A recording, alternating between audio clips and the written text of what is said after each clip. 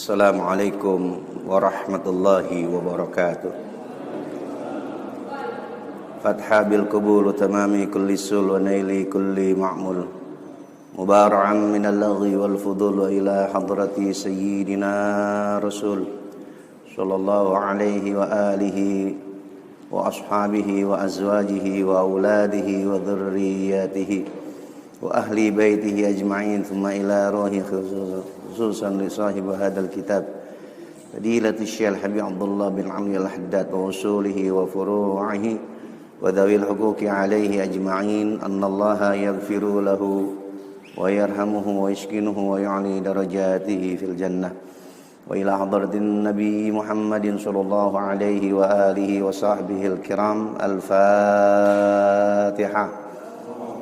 A'udzu billahi minasyaitonir rajim.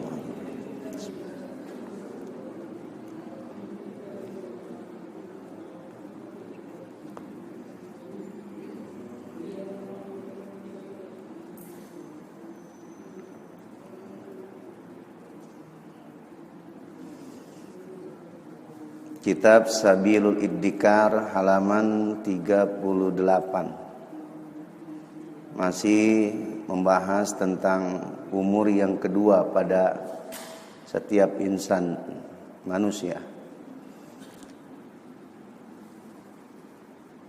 Bismillahirrahmanirrahim. Alhamdulillahi rabbil alamin. Assalatu wassalamu ala asyrafil mursalin Sayyidina wa maulana Muhammadin wa ala alihi wa sahbihi ajma'in. Amma ba'du fa inna asdaqal hadithi kitabullahi ta'ala wa khairal hadi hadi Sayyidina Muhammadin sallallahu alaihi wa alihi wa sallama wa tharal umuri muhdathatuha wa kulla muhdathatin bid'ah wa kulla bid'atin dalalah wa kulla dalalatin finnar. Wa fi sanadil muttasili ilal imamil muallifi rahimahumullahu ta'ala wa adama naf'a bihi wa bibarakati ulumihi wa bikum fid daraini amin. Qala radhiyallahu ta'ala anhu ajma'in. Wa qala ta'ala Ya ayyuhan nasu in kuntum fi raibin minal ba'thi fa inna khalaqnakum min turab thumma min nutfatin thumma min 'alaqatin thumma min mudghah thumma min mudghatin thumma min mudghatin mukhallaqatin wa ghayra mukhallaqah wa ghayri mukhallaqatin linubayyina lakum wa nuqirru fil arhami ma nasya'u ila ajalin musamma. Wa qala Allah ta'ala, dan berfirman Allah ta'ala, Ya ayyuhan nasu, wahai segenap manusia, in kuntum fi raibin, jika kamu berada dalam keraguan, minal ba'thi, tentang kebangkitan dari kubur, fa inna khalaqnakum, maka ketahuilah sesungguhnya kami telah menciptakan kamu min turabin, dari saripati tanah, thumma min nutfatin, kemudian dari saripati tanah kami menciptakan sperma, thumma min 'alaqatin, kemudian berproses menjadi alaqah, segumpal darah, thumma min mudghah, kemudian segumpal darah berproses menjadi segumpal daging, mukhallaqatin, yang sempurna kejadiannya, lengkap. Ada rambutnya, ada lengannya, tangan, kaki, lengkap. Wa ghairu mukhallaqatin, dan ada juga dalam proses kejadiannya yang tidak lengkap. Untuk apa? Linubayyina lakum, untuk kami menjelaskan kepada kalian bahwa Allah kenapa nggak menciptakan manusia sempurna semua? Kan kadang ada yang lahirnya ya, ada yang nggak sempurna. Dari bilangan bulan aja ada yang nggak menjadi satu hitungan ghalib, keumuman. Masa kehamilan umumnya kalau hamil itu berapa bulan lahir? 9 ya, 9 bulan lebih, berapa hari. Tapi ada yang setahun baru lahir. Imam Syafi'i setahun dalam kandungan. Itu semua, jadi Allah menciptakan ada yang sempurna, ada yang nggak sempurna, ya, untuk menjelaskan, kami jelaskan kepada kalian bahwa Allah Maha Kuasa, kuasa Allah. Nah, dari proses kejadian penciptaan manusia, dari saripati tanah, kemudian berproses menjadi sperma, berproses kembali menjadi segumpal darah, kemudian berproses lagi menjadi segumpal daging, wa nukirru fil arham, dan kami tetapkan dalam rahim, ditetapkan oleh Allah, ma nasya'u, apa yang telah kami kehendaki, ila ajalim musamma, sampai batas waktu yang ditentukan. Surah Al-Hajj ayat 5. Nah, inilah satu ayat Al-Quran yang menjelaskan tentang proses penciptaan manusia. Wa waradat ahaditsu fi dzalika katsiratun, dan telah datang keterangan mengenai hadis tentang proses penciptaan manusia itu.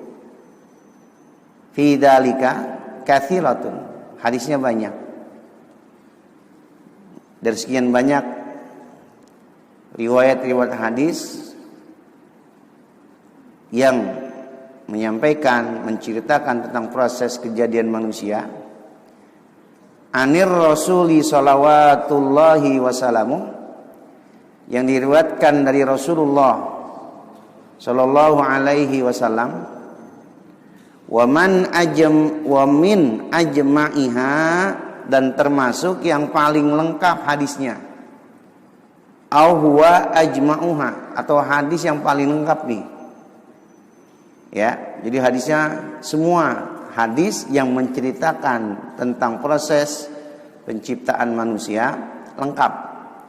Di antara yang lengkap yaitu haditsun Abdillah bin Mas'udin, satu hadis yang diriwayatkan oleh Abdullah ibnu Mas'ud radhiyallahu an, al-madhkuru, yang telah disebutkan fi sahihaini, dalam kitab dua sahih, yakni Sahih Al-Bukhari dan kitab Sahih Muslim.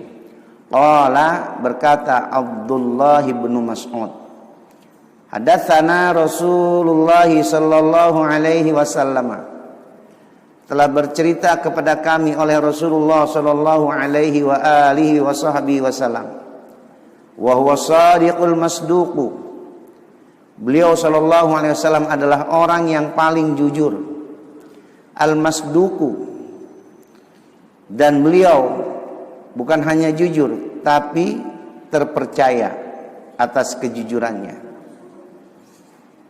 Apa hadisnya? Anna ahadakum, sesungguhnya salah seorang di antara kalian, yajma'u khalqahu, dihimpun penciptaannya, dikumpulkan pada proses penciptaannya fi batni ummihi, dalam perut ibunya, arba'ina yauman nutfatan, 40 hari pertama dalam bentuk nutfah, sperma. Tsumma yakunu 'alaqatan, kemudian setelah 40 hari kemudian yang tadinya sperma berubah menjadi segumpal darah. Tsumma yakunu mudghatan mithlu dzalik, kemudian berproses kembali setelah 40 hari ketiga, 40 hari kemudian, jadi per 40 hari mudghah menjadi segumpal daging. Sama, jadi prosesnya perubahannya per 40 hari. 40 hari pertama bentuknya sperma, 40 hari kemudian berubah jadi dari sperma menjadi segumpal darah, dari segumpal darah berubah menjadi segumpal daging. Berapa bulan itu sudah? 40, 80 hari, 120 hari. Berapa bulan? Berapa bulan? 3 bulan ya? 4 bulan. Pernah nggak mendengar 4 bulanan?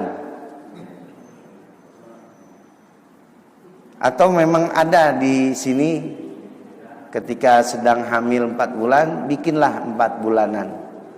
Ada pula yang bikin 7 bulanan. Hadirin sekalian, ini dalil legalitas hukum di dalam mengadakan wetanan 44 bulanan kalau dalam bahasa Jawa itu, bagi seorang ibu yang mengandung anaknya ketika memasuki umur 4 bulan.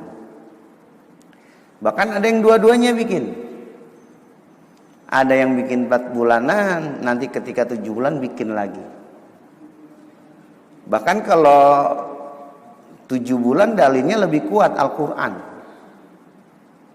Inilah kedewasaan berpikirnya ulama ahlu sunnah wal jamaah, bahwa segala tuntunan yang berlaku dalam kehidupan, sepanjang itu baik dan tidak bertolak belakang dengan ajaran dan nilai-nilai agama, tidak dikatakan bid'ah. Ya, tidak dikatakan bid'ah. Nah, ini yang jadi satu patokan, sandaran, dalil boleh mengadakan 4 bulanan. Tsumma yursilullahu ilaihil malaka. Tuh, masuk 4 bulan, kemudian Allah mengutus kepada si janin tuh yang tadinya bentuknya segumpal daging, al-malaka, satu malaikat diutus oleh Allah. Untuk apa?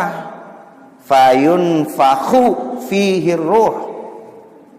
Lalu Allah memerintahkan melalui malaikatnya meniupkan pada segumpal daging itu ruh, nyawa, ditiupkan tuh. Wa yu'maru, dan diperintahkan tuh oleh Allah malaikat.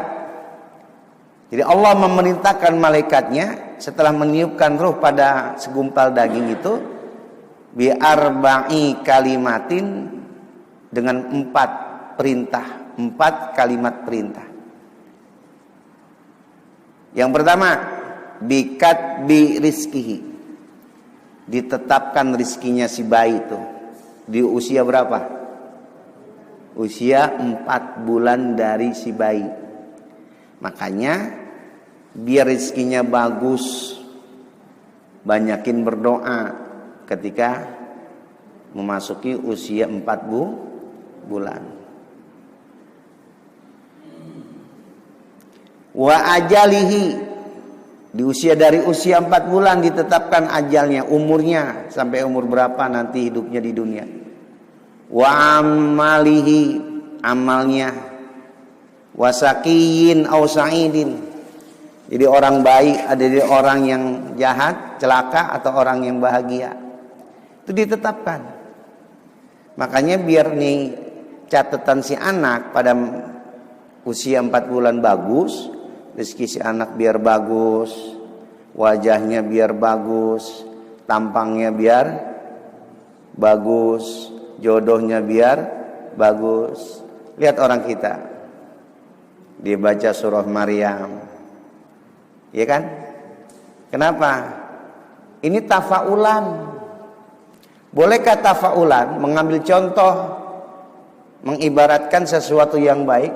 Quran membolehkan, karena para sahabat Nabi pun pernah melakukan tafaul, mengambil contoh yang baik. Sayyidina Umar ketika kemarau berkepanjangan di masa itu, beliau mengadakan satu sholat istisqa. Nah, dalam sholat istisqa-nya beliau bertafaul dengan paman Nabi Ibnu Abbas. Ada contoh. Ya, jadi mohon maaf gini, dalam menyikapi satu permasalahan jangan picik, jangan. Kalau nggak punya dasar, jangan picik, jangan berani ngomong. Kalau nggak punya dasar, dengan diem. Kedua, jangan usil sama orang yang melakukan. Pasti orang yang melakukan punya dasar. Ya, paham nggak maksud saya? Saya kalau bicara hukum tegas. Ini adalah yang mengatakan bid'ah. Suruh siapa? Nggak ada dalilnya kok. Usia 4 bulan baca surah Maryam. Baca apa lagi? Surah Yusuf. Baca apa lagi? Hah? Hah? Luqman. Baca apa lagi? Surah Muhammad. Itu tafaulan, ngambil contoh baik. Ya, jadi ngambil contoh baik tidak dipermasalahkan oleh hukum agama. Karena ada contoh, Sayyidina Umar pernah menyandarkan, mentafaulkan, ya, Sayyidina Ibnu Abbas ketika memohon kepada Allah minta diturunkannya hujan. Ulama sekali berimam Syafi'i mentafaulkan Rasulullah Shallallahu Alaihi Wasallam, istrinya dan cucunya, dan beliau baca setiap malam setelah badai Isya. Agar apa? Agar minta terhindar nantinya dari siksa neraka. Imam Syafi'i, orang sekaliber sekelas Imam Syafi'i, masa ia melakukan satu bid'ah?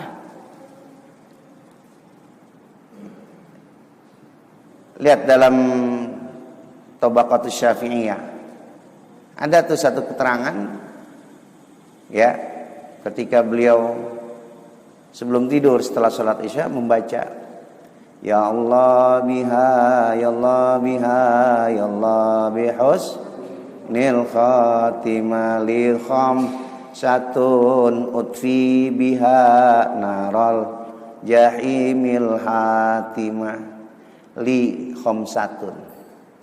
Bagiku ada 5 utfi biha, yang dapat memadamkan dengan 5 itu naral jahimil hatimah, neraka jahanam yang sedang berkobar.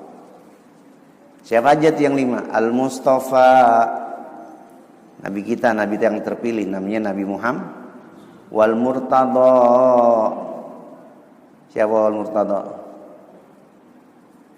Siti Aisyah, ya, Siti Fatimah, wa banahuma wa Fatimah, dan anaknya Hasan Husain. Itu Imam Syafi'i.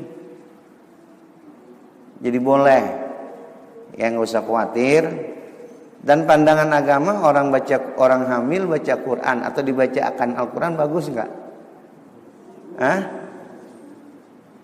Lebih bagus mana dibacakan Al-Quran apa dibacain koran? Kalau dibacain koran bisa jadi ntar udah gede tuh anak jualan koran.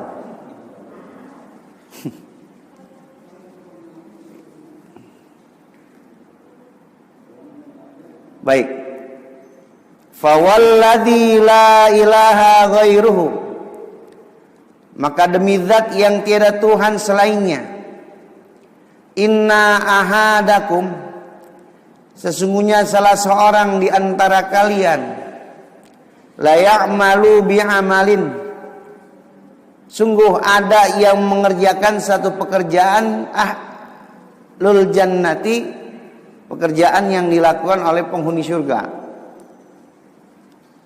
Orang bisa masuk surga pasti pekerjaannya baik. Sholat, mengaji, sedekah, pokoknya berbuat baik. Amalan-amalan yang bisa membawanya masuk ke dalam syurga. Hatta ma yakunu bainahu wa bainaha, sehingga tidak ada jarak di antara dirinya dan surga itu, illa dira'un, kecuali hanya satu dira', nih. Ya, hanya satu jengkal. Fayasbaqu alaihil kitabu, lalu ternyata ketentuan takdir Allah mendahului dirinya. Fayamalu bi'amali ahli nar, maka dia melakukan dengan satu kelakuannya ahli neraka. Fayadkhuluha, maka dia masuk ke dalam neraka. Jangan heran, ini prediksi dari Rasulullah. Apa? Kalau ada orang ketika mudanya bagus banget, rajin sholat, rajin ibadah, di penghujung hayatnya dia berbuat maksiat, di penghujung hayatnya dia berbuat kezaliman, kemunkaran. Jangan heran, pasti ada. Begitupun sebaliknya. Wa inna ahadakum, dan sesungguhnya ada salah seorang di antara kalian, liya'malu bi'amalin, la ya'malu bi'amalin, sungguh ada yang melakukan satu perbuatan ahli neraka. Perbuatan ahli neraka waktu di dunia apa aja tuh? Maksiat, minum-minuman keras, main judi, begal, merampok. Pokoknya perbuatan yang bisa membawa dirinya masuk neraka.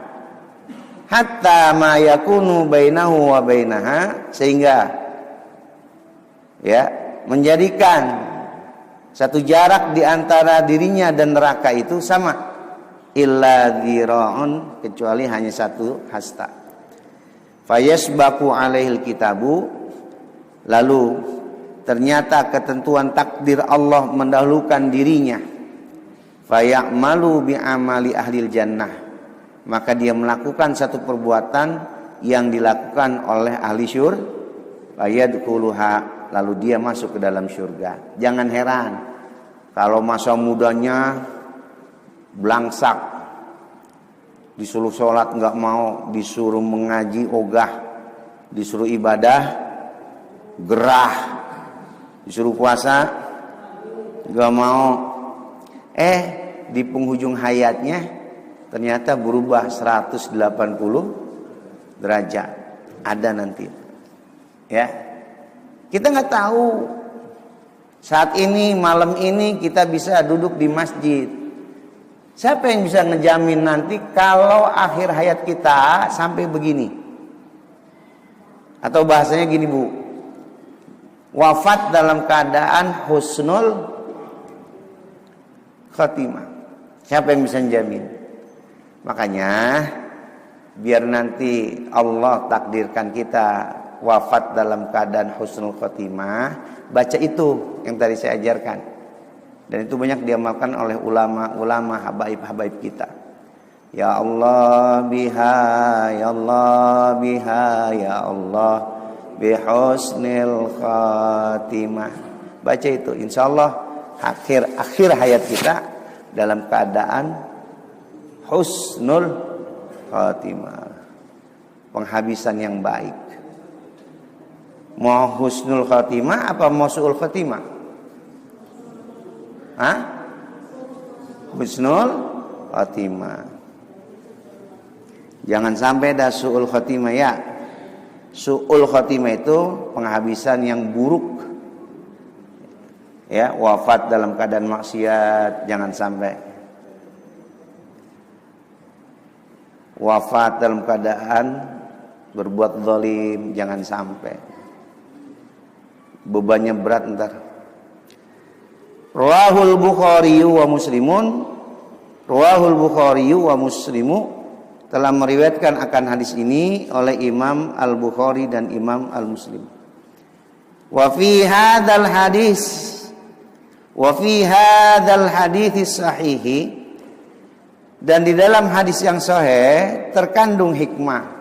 Hadis yang tadi itu tentang proses penciptaan manusia, ma yujibu azimal khaufi, terdapat sesuatu yang menjadi penyebab yang dapat menimbulkan rasa khawatir, rasa takut lil muti'in, bagi orang-orang yang taat kepada Allah, al muhsinin, lagi berperilaku baik. Ini buat kita nih, mestinya hadis ini mengkhawatirkan diri kita. Yang tadi saya katakan, apa iya ada yang bisa menjamin kita kalau kita bisa ibadah sampai akhir hayat? Siapa?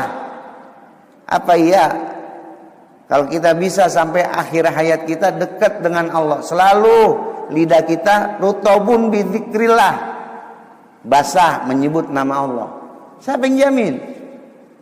Makanya hadis ini ada rasa kekhawatiran yang dalam bagi para orang-orang yang taat. Khawatir nanti di akhir hayatnya nggak seperti sekarang. Ya, kan image masyarakat awam begini Bu, Pak. Lebih bagus brengsek di masa muda tapi insaf di masa tua daripada taat di masa muda, brengsek di masa tua. Hah? Image di masyarakat bagaimana yang bagus? Mendingan brengsek di masa muda, tua insaf. Muda, masa muda jauh dari masjid, udah tua ke masjid. Jauh sama majlis taklim, masa tua dekat sama majlis taklim. Tuh yang terakhir tadi.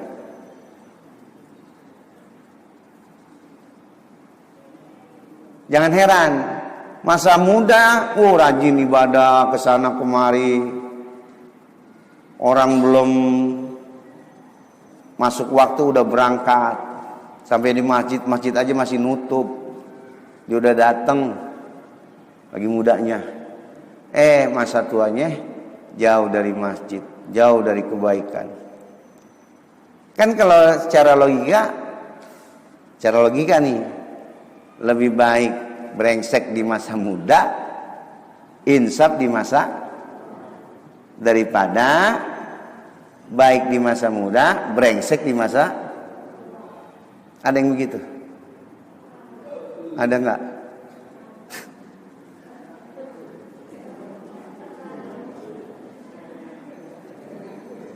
Ada.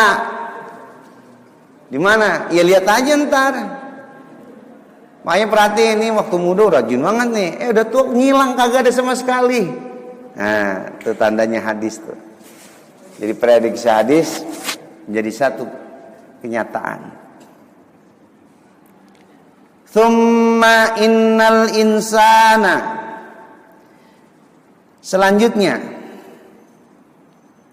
sesungguhnya manusia yamkuthu, akan berdiam diri, fi batni ummihi, di dalam perut ibundanya, ila waqti ayyasha Allahu furujahu, sampai waktu yang Allah menghendaki kelahirannya, minha, dari perut ibunya, li aqallil hamali au aktsarihi, Ada yang sebentar waktu hamilnya, belum 9 bulan udah brojol.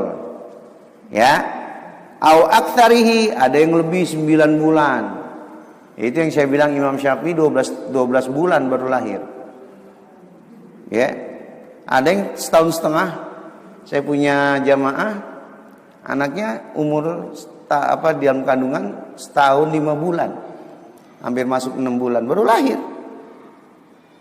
Itu kuasa Allah. Jadi ini udah dinyatakan nih. Di sini dikatakan jangan jadi polemik kalau umpama ada ibu yang mengandung sudah lewat 9 bulan belum lahir.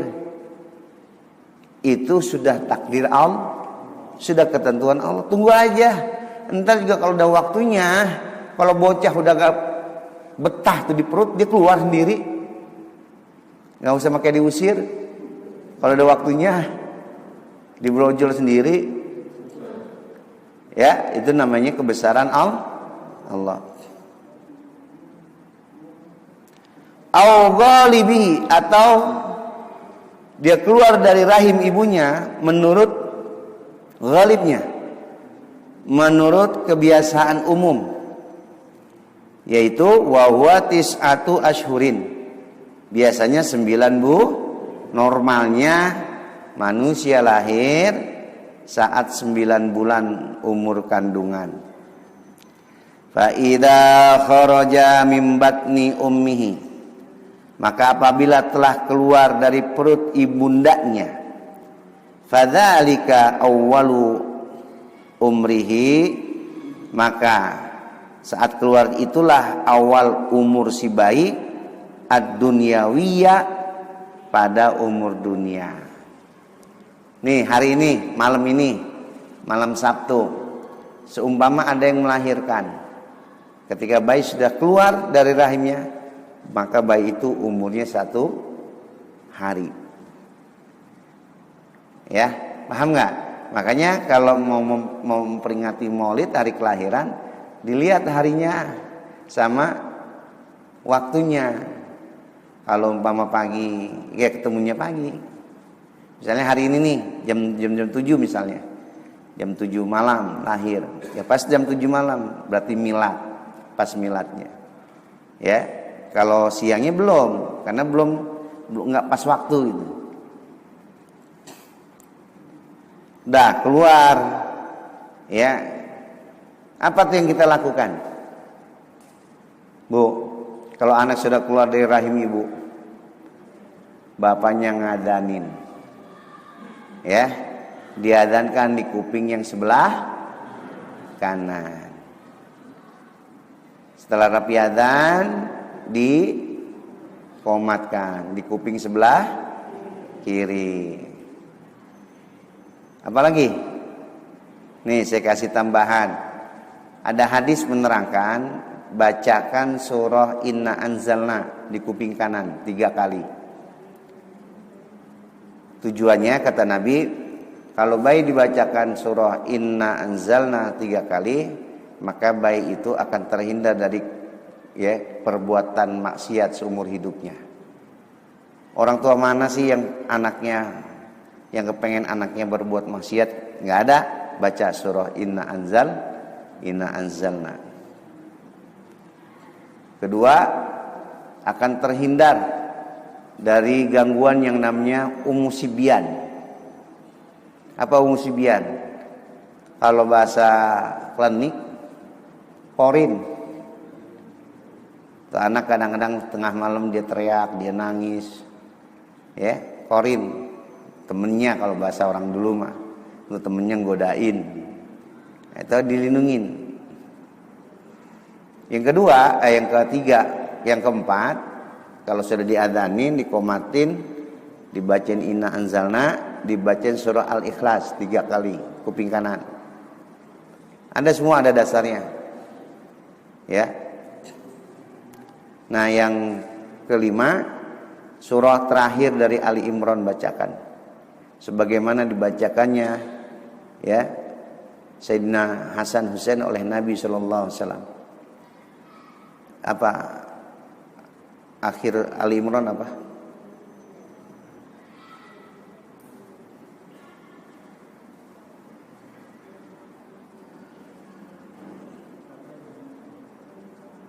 Falamma wada'atha qalat rabbi inni u'iduha bika wa dzurriyyataha minasyaitonir rajim. Fataqabbala minha Zakaria Yahya surat terakhir pokoknya. Rabbi inni nadartu laka ma fi batni muharrara fataqabbal minni innaka antas samiul alim. Falamma wada'atha qalat rabbi inni wada'tuha unsa wa inni sammaituha Maryama wa inni u'iduha bika wa dzurriyyataha minasyaitonir rajim. Nah, bacain itu. Inni u'idu bika wa dzurriyyataha minasyaitonir rajim. Bacakan itu, insyaallah ya, akan terhindar dari gangguan-gangguan jin dan setan. Ada dalam kitab Kifayatul Akhyar, kesunahan baca itu. Ada hadisnya. Wa qad dzakarallahu ibtida'a hadzal umri fi kitabih. Dan telah menyebutkan Allah Subhanahu wa taala pada permulaan umur manusia dalam kitabnya. Wa tanqulul insanu fihi min turin ila turin wa min halin ila halin. Lalu akan mengalami peralihan manusia pada dirinya min turin ila turin, dari satu perkembangan ke perkembangan yang lain. Wa min halin ila halin, dari satu kondisi ke kondisi yang lain. Ini kalau hal ya yang berkaitan non fisik. Kalau tur yang berkaitan dengan fisik. Kan lama-lama besar. Ya, kalau hal yang non fisik seperti ntar dia lancar bicaranya, ya, makin tajam pendengarannya, makin jelas penglihatannya, itu hal. Itu proses manusia, peralihan. Ya.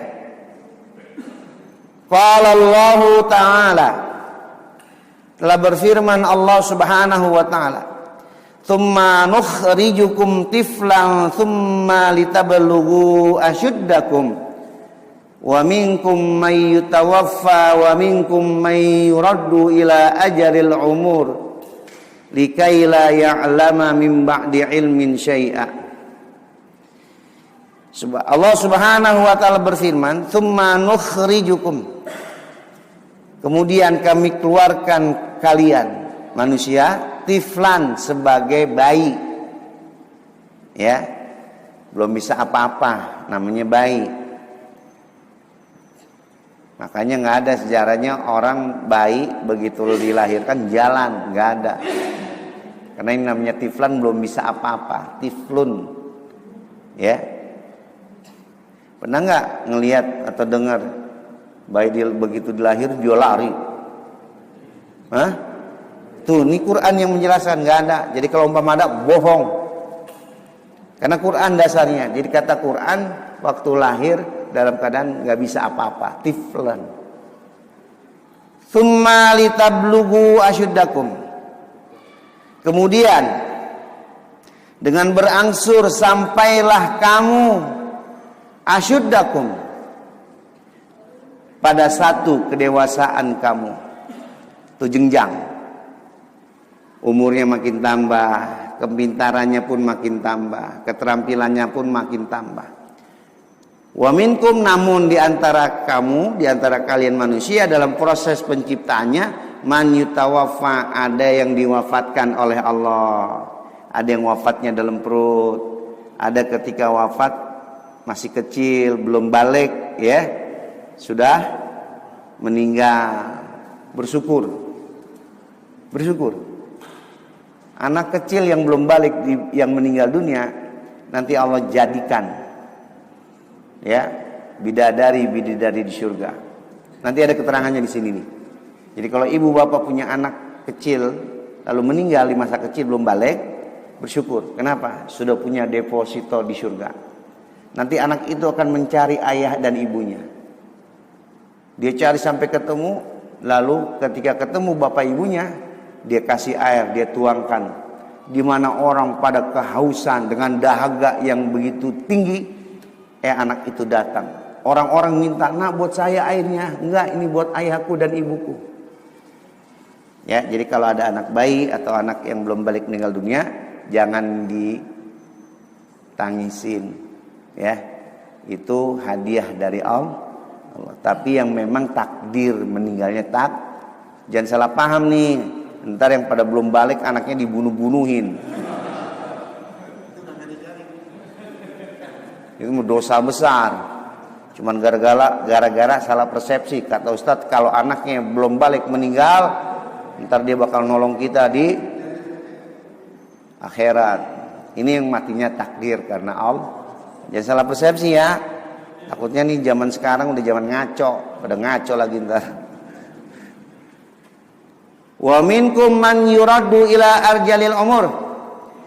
Dan ada tuh diantara kita ketika dilahirkan oleh Allah hidup ila adzaril umur sampai umurnya pikun. Ada nggak? Ada banyak. Ada yang wafat waktu lahir, di tengah jalan meninggal, sampai pikun.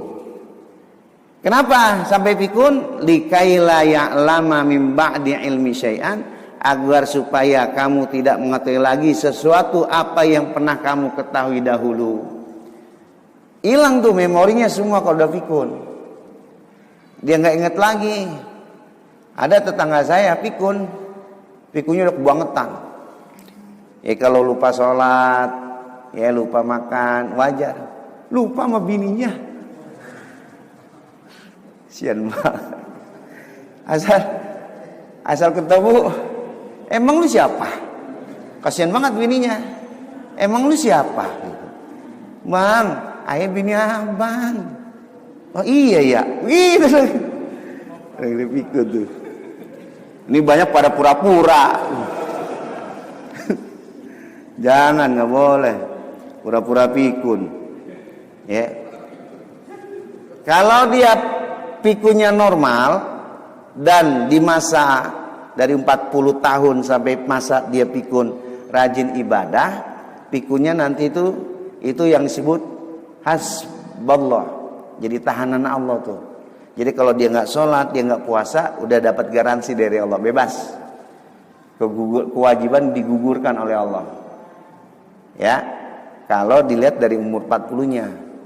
Kalau 40-nya kagak pernah sholat, nggak pernah ngaji, nggak pernah puasa, umur 6-70 tahun pikun, ya tetap, ya kewajiban tetap tertulis tuh, wajib dilakukan. Jadi dilihat sebelum pikunnya, paham nggak? Paham nggak? Dilihat sebelum pikunnya. Kalau sebelum pikunnya rajin ibadah, pas pikun tetap terhitung ibadah dia, walaupun pikun. Jangan pura-pura pikun, tapi pikun beneran tuh. Wa fil ayatil ukhra, dan tersebut dalam ayat yang lain dikit lagi, tsumma litakunu syuyukhan. Kemudian dibiarkan kamu hidup syuyukhan sampai tua senja. Ya. Sampai ntar balik lagi ke bayi. Waktu lahir nggak punya gigi, ntar tua nggak punya gigi, ya. Balik lagi ntar. Wa minkum man yutawaffi qabl, dan di antara kalian ada orang yang diwafatkan sebelum tuanya. Walitablughu ajalam musamma, supaya kamu sampai kepada ajal yang telah ditetapkan. Wala'allakum ta'qilun, dan semoga kalian ta'qilun, dapat memahami kondisi yang ada, betapa kebesaran Allah dalam menciptakan proses manusia itu sangat berbeda-beda, ya, berbeda-beda dalam segi penciptaannya. Surah Ghafir ayat 67. Wal ayatu fi hadzal makna katsiratun. Dan adapun ayat-ayat Al-Qur'an yang semakna dengan ayat ini sangat banyak. Ya, yang menjelaskan tentang proses kejadian umat manusia. Wallahu a'lam bishawab. Sampai sini cukup. Nanti kita lanjutkan kembali. Tal insanu fi hadzal umri.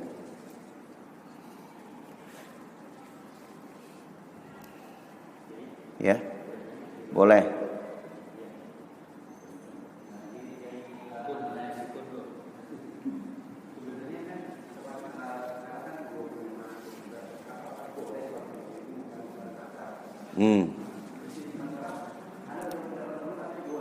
Ya.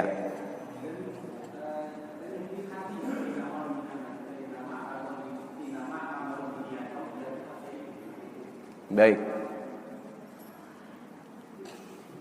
Memang belakangan ini sering kita melihat dan mendengar baik di surat kabar, di medsos, ada beberapa statement yang dikeluarkan oleh para ahli dalam bidang agama.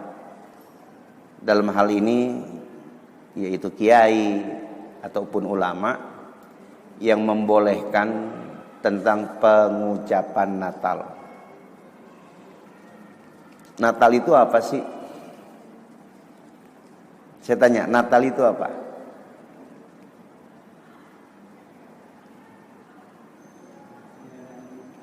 Hah? Kalau bahasa kita 17 Agustus. 17 Agustus. Dirgahayu. Dirgahayu itu apa? Ulang tahun. Jadi Natal itu dirgahayunya Yesus Kristus. Sepanjang tidak mengganggu akidah, orang Islam mengucapkan hal itu boleh. Sepanjang tidak mengganggu akidah. Karena itu bukan berkaitan dengan satu kepercayaan kalau Nabi Isa adalah anak Tuhan. Kita menyangkal itu. Sementara kan persepsi orang Nasrani, persepsinya Isa itu anak Tuhan. Sementara Natal itu nggak ada hubungannya dengan keanakan Tuhannya Nabi Isa. Jadi digahayu aja Hud. Gitu. Tetapi sebaiknya jangan. Kalaupun mengucapkan, ucapkan aja selamat. Selamat ya. Gitu aja, aman. Kalau ente ngucapin selamat Natal ya, takutnya nanti hal itu masuk ke dalam pendapat yang melarang, jadi dosa. Iya kan? Jadi untuk menghindari nih ikhtilaf antara boleh dan tidak, lebih baik ucapin selamat aja. Kan bisa jadi mafhum tuh, ihtimal. Ihtimalnya selamat kan nggak kita sebut. Bisa jadi selamat sore, bisa jadi selamat datang, bisa jadi selamat pagi, petang, macam-macam. Jadi lebih baik selamat aja, kalaupun itu karena ketidakenakan kita dengan tetangga atau dengan saudara. Tapi sebaiknya jangan, menghindar saja. Ya. Kalau mama dia seorang pejabat, ya pakai aja yang membolehkan. Pakai kaul pendapat yang membolehkan dalam pengucapan Natal. Kan ada dua, ada yang membolehkan, ada yang mengharamkan. Tapi kita kan pejabat bukan. Ya. Kita bukan pejabat. Kita nggak punya kedudukan. Kalau iseng-iseng doang nih yang salah nih. Iseng ngucapin Natal sama temen, itu salah baru. Jadi lebih baik mendingan jangan.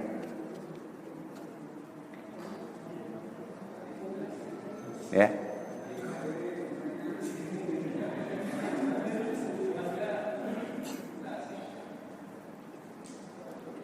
Sama halnya umat Islam, sesama muslim, idza talqal muslimani, apabila berjumpa dua orang muslim, ya sunnahnya apa? Mengucap salam. Tapi pernah nggak mendengar ada orang muslim bukan salam diucapin? Ketemunya pagi, diucapin selamat pagi, padahal muslim. Itu juga salah tuh. Kalau selamat pagi, mohon maaf, doainnya pelit. Bagus sih dia doain pagi selamat, cuman pagi doang. Jadi kalau umpama ada teman kita di jalan ngucap selamat pagi bang, ente jawab sampai sore. Sampai malam kek, sampai besok kek. Jadi selamatnya sampai besok. Ya kalau selamat pagi doang kita selamat. Siang belum tentu selamat. Ya kan? Kalau assalamualaikum, sepanjang masa, sepanjang hari dah kita.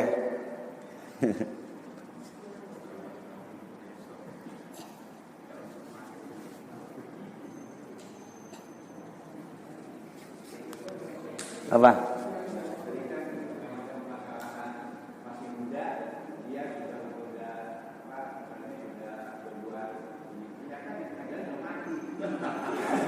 Kalau dia belum tobat, berat. Kalau dia belum tobat, berat. Iya. Jadi mati dalam keadaan su'ul khatimah. Penghabisan yang jelek, penghabisan yang buruk.